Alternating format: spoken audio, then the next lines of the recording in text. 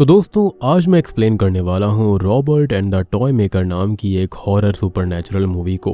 इस मूवी के अंदर आपको एक बहुत ही खतरनाक स्पेल वाली किताब मिलेगी, साथ ही साथ नाजी आर्मी के अंदर चल रहे भयानक एक्सपेरिमेंट्स देखने को मिलेंगे। तो उम्मीद करता हूँ कि आपको जरूर पसंद आएगी। और अगर आप इस मूवी को देखना चाहते हैं तो उसका लिंक आपको नीचे पिन्ड कॉमेंट में और डिस्क्रिप्शन में मिल जाएगा।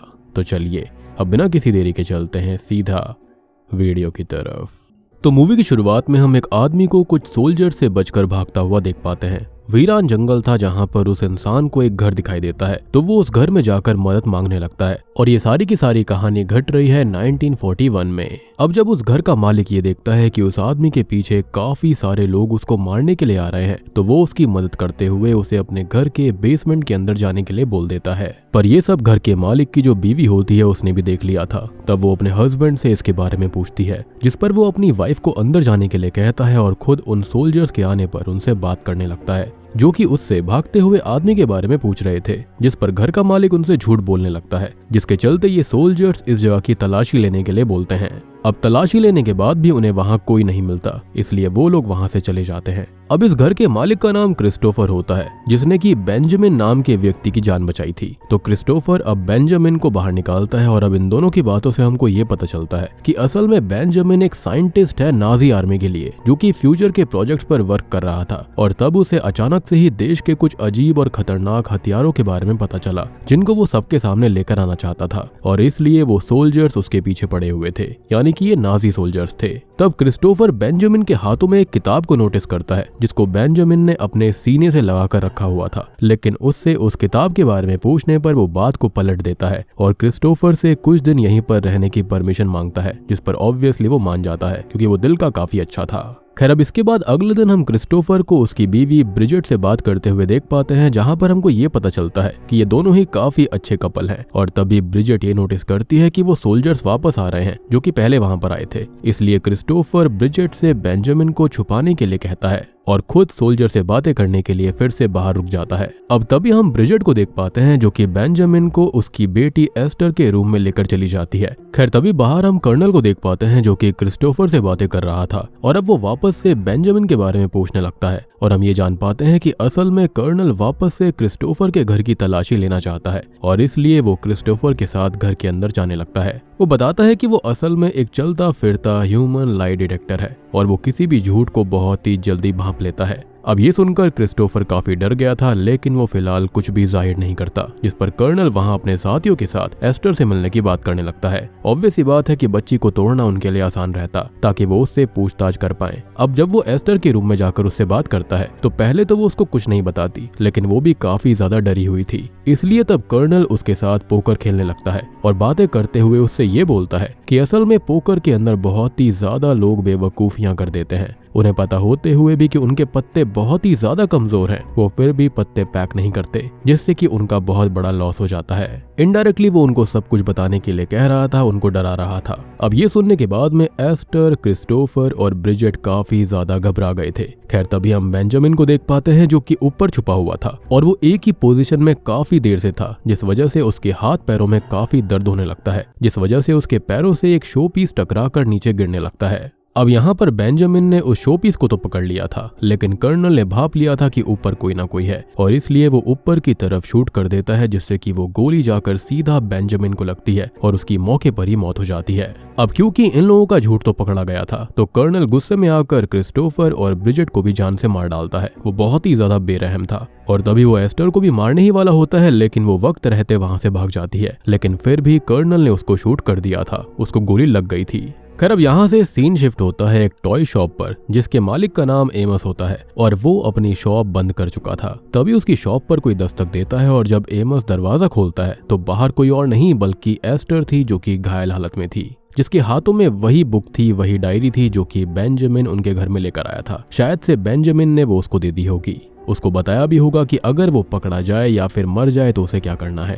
अब एस्टर एमस को उस डायरी के बारे में बताती है कि ये डायरी जर्मन्स के हाथों में नहीं लगनी चाहिए और इस पर एमस भी मान जाता है। और अब किताब एमस के हाथों में थमाते ही वो उसके सामने अपना दम तोड़ देती है, जिसको देखकर उसे काफी बुरा लगता है। अब एमस को समझ में नहीं आ रहा था कि उसको क्या करना चाहिए कि तभी वहाँ पर सोल्जर्स ये अनाउंसमेंट करने लगते हैं कि अगर किसी ने भी एस्टर नाम की लड़की की मदद करने की कोशिश करी तो उसके ऊपर रहम नहीं दिखाया जाएगा और उसे तुरंत ही मार दिया जाएगा। जिसको सुनने के बाद में एमस और ज्यादा डर जाता है और अब इसी काली रात के चलते एस्टर की बॉडी को वो जमीन में गाड़ देता है और वापस से अपने घर आ जाता है। अब अगले दिन हम देखते हैं कि एमस जब अपनी शॉप पर होता है तो वहाँ पर मौजूद डॉल से वो बात करने लगता है, क्योंकि वो उन्हें बिल्कुल अपने बच्चों जैसा मानता था। लेकिन वॉर की वजह से कोई भी उसकी डॉल्स नहीं खरीद रहा था, यानी कि उसका धंधा बिल्कुल कम चल रहा था। अब इतने में वहाँ पर एक लड़की आती है जिसका नाम एबिगेल होता है और यहाँ पर इन दोनों की बातों से हम ये जान पाते हैं कि असल में एबिगेल यहाँ पर काम करती थी और अभी के टाइम पर एमस का काम जरा सा भी अच्छा नहीं चल रहा था और इसलिए उसने काफी टाइम से एबिगेल की सैलरी तक नहीं दी थी। तभी एबिगेल यहाँ पर ये कहती है कि वो जॉब नहीं करेगी,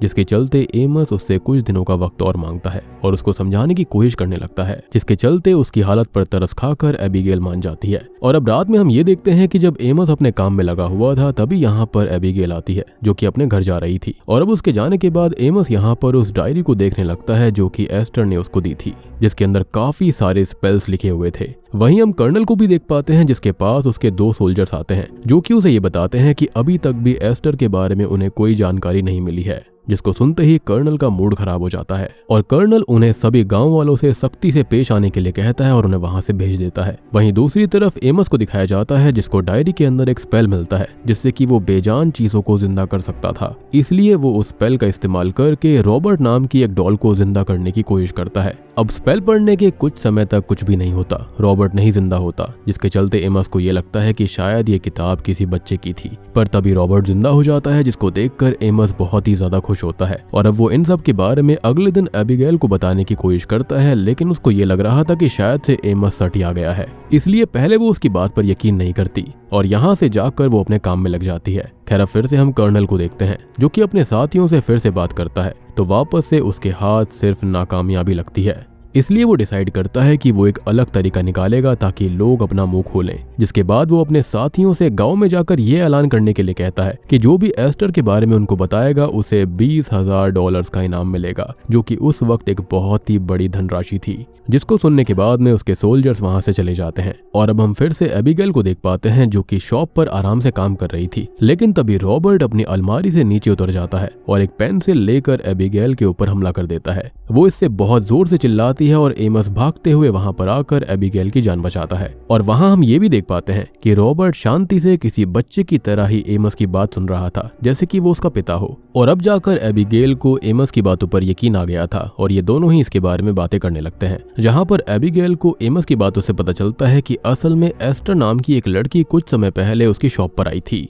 जिसके पीछे नाजी सोल्जर्स पड़े हुए थे और तब उस लड़की ने एमस को वो किताब दी थी और वो वहां से भाग गई। एमस ने अभी उसको ये नहीं बताया था कि उसने एस्टर की मौत के बाद उसकी बॉडी को कहीं पर बैरी कर दिया था। अब सारी बातें एबिगेल की समझ में आ तो गई थी, पर अभी भी उसको ये बात समझ में नहीं आ रही थी कि अगर रॉबर्ट को एमस ने ही जिंदा करा है तो उसने एबिगेल के ऊपर हमला क्यों करा, जिस पर एमस का ये मानना था कि वो जिस इमोशन को मन में लेकर डॉल्स को बनाता है वही इमोशंस उस डॉल के अंदर भी ट्रांसफर हो जाते हैं। और इस बात का सबूत देने के लिए एबिगेल को वो ये बताता है कि असल में उसने रॉबर्ट को तब बनाया था जब एक 5 साल के बच्चे की बॉडी एक पार्क में उसको मिली थी और उसके ही फेस की तरह एमस ने रॉबर्ट को बनाने की कोशिश करी। और मेरे ख्याल से यहाँ पर एमस के मन में एबिगेल के लिए कुछ न कुछ चल रहा था, क्योंकि उसने जॉब छोड़ने की बात करी थी, जिसके चलते शायद से यहाँ पर रॉबर्ट ने उसके ऊपर हमला किया। अब ये सब सुनने के बाद में एबिगेल को भी कुछ चीजें समझ में आने लगती हैं और उसको ये लग रहा था कि असल में रॉबर्ट काफी ज्यादा खतरनाक है और साथ ही साथ जो भी एबिगेल के साथ हुआ था उससे वो काफी ज्यादा डर गई थी, इसलिए वो डिसाइड करती है कि वो अभी शॉप पर काम नहीं करेगी। एमस उसे बहुत बार समझाता है लेकिन वो उसकी एक बात नहीं मानती, जिससे कि एमस को अच्छा नहीं लगता क्योंकि वो एबिगेल को अपनी बेटी की तरह मानता था। लेकिन क्योंकि अभी के टाइम पर एमस के हाथ में वो डायरी थी, इसलिए वो एबिगेल के जाने से इतना ज्यादा इफेक्ट नहीं होता और डिसाइड करता है कि वो अपने पास मौजूद सभी डॉल्स को जिंदा करेगा। और इसलिए अब वो वहां पर मौजूद ऑटो और इजाबेल नाम की डॉल्स को और जिंदा कर देता है। मेरे ख्याल से ये तीनों उसकी काफी चहेती डॉल्स थीं। खैर दूसरी तरफ हम कर्नल को देखते हैं जिसके पास मेजर पहुंचकर ये बताता है कि उनके हाथ एक लड़की लगी है जो कि प्राइज मनी के बदले में उस किताब के बारे में बताने को तैयार है, जिसको सुनने के बाद में कर्नल तुरंत ही उस लड़की को वहां पर बुलाता है, जो कि कोई और नहीं बल्कि एबिगेल थी। अब एबिगेल वहां पर एस्टर, रॉबर्ट, एमस और किताब के बारे में सब बता देती है। वैसे भी यहाँ पर एबिगेल को खाली पैसे चाहिए थे। वो समझ गई थी कि उस दुकान पर उसका कुछ नहीं होगा, और जब उसके हाथ में पैसा कमाने वाली कोई इन्फॉर्मेशन लगी तो उसने तुरंत ही एमस का साथ छोड़ दिया। लेकिन वो कहते हैं ना कि लालच बुरी बला होती है। तो इसके बाद होता यह है कि कर्नल कुछ सोचने लगता है, जिसके बाद वो तुरंत ही एबिगेल को प्राइस मनी नहीं देता और उसको स्टैब करके जान से मार डालता है, और तुरंत ही अपने सोल्जर से ये कहता है कि वो एमस और उस किताब को लेकर आए। और आगे हम एमस को देख पाते हैं जो कि अपने घर में आराम से सो रहा था कि तभी वहां पर उसकी नींद कुछ आवाज से खुल जाती है, और इसलिए वो चेक करने जाता है कि आखिरकार उसके घर में कौन आ गया। पर तभी उसके ऊपर कर्नल के साथ ही हमला कर देते हैं, जिस वजह से एमस बेहोश हो जाता है। और अब मेजर अपने साथ आए सोल्जर्स को ऑर्डर देता है कि वो इस जगह को आग लगा दें,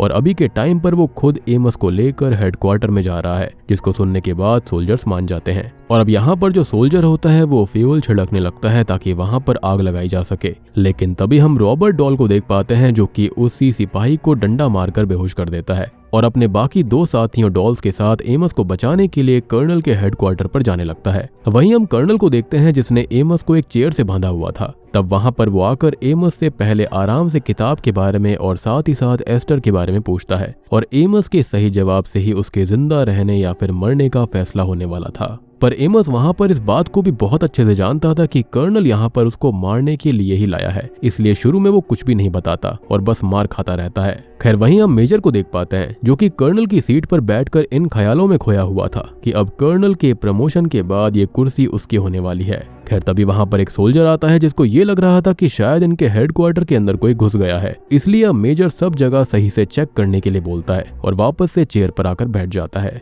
खैर दूसरी तरफ कर्नल एमस को मार मार कर थक गया था, लेकिन एमस ने अभी तक अपना मुंह नहीं खोला था। लेकिन जब कर्नल एमस का पैर एक हथौड़े से तोड़ने वाला होता है तो एमस डर कर उसको ये बताता है कि एस्टर उसके पास आई थी और उसने उसको एक किताब दी थी, जिसको सुनने के बाद में कर्नल रुक जाता है और एमस से और चीजें पूछने लगता है। और तब जाकर कर्नल उसको बताता है कि इस किताब के अंदर कोई वेपन्स नहीं है, बल्कि ये किताब तो यूसुफ नाम के एक आदमी ने अलग अलग धर्मों के ग्रंथों को पढ़ने के बाद कई हजार सालों पहले लिखी थी, जिसके अंदर उसने अमर होने का राज लिखा हुआ है। साथ ही साथ और भी ढेर सारी चीजें हैं जिसकी मदद से चीजों को भी जिंदा करा जा सकता है, यानी कि बेजान चीजों को। और ये चीज तो एमस ऑलरेडी कर चुका है, लेकिन अमर होने वाली बात तो उसको भी नहीं पता थी।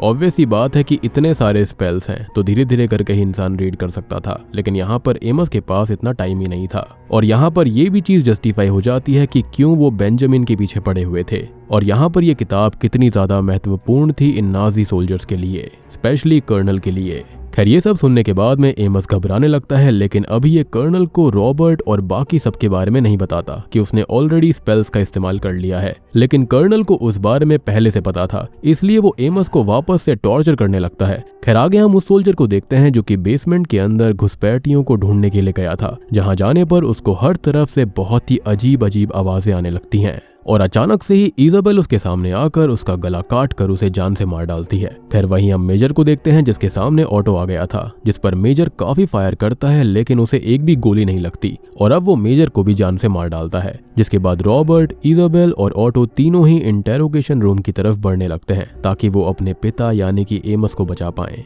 पर अभी के वक्त पर कर्नल अपनी गन को निकाल लेता है ताकि वो एमस को जान से मार दे, पर सही वक्त रहते वहां रॉबर्ट आ जाता है जो कि कर्नल की टांगों के बीच में स्टैब कर देता है। जिसके बाद ऑटो और इजाबेल कर्नल को लगातार काफी बार स्टैब करने लगते हैं, और सेम चीज इन लोगों ने एबिगेल के साथ में करी थी और इनके साथ भी सेम चीज हुई, यानी कि जैसे को तैसा।